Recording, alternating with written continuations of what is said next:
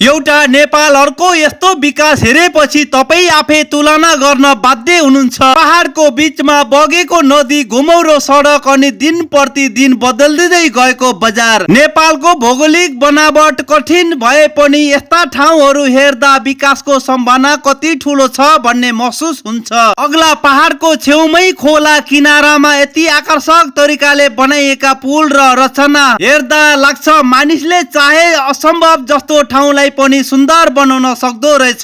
जंगल र पहाडको बीचमै पर्यटकहरूलाई रमाउने ठाउँहरू बनाइएको छ। हेर्दा र देख्दा छक्कै पर्न सकिन्छ। ठूला घुम्ने बाटो, मनोरञ्जनका लागि रचना, प्रकृतिलाई जोगाउँदै विकास कसरी गर्न सकिन्छ भन्ने उदाहरण जस्तो नेपालका यस्ता सुन्दर ठाउँहरू पनि भविष्यमा अझ व्यवस्थित, अझ आकर्षक बन्न सक्लान् त। किनभने सुन्दरता त हाम्रो देशमा पनि कम छैन। जरुरी छ त केवल सही योजना, राम्रो सोच र युनिक विकास। तपाईको विचारमा आउने वर्षहरूमा नेपालका पहाडी क्षेत्रमा पनि यस्तै विकसित हुन सक्छ कि सक्दैन? आफ्नो विचार कमेन्टमा लेख्नु होला। धन्यवाद साथी। कुन कुन शहरदेखि भिडियो हेर्दै हुनुहुन्छ?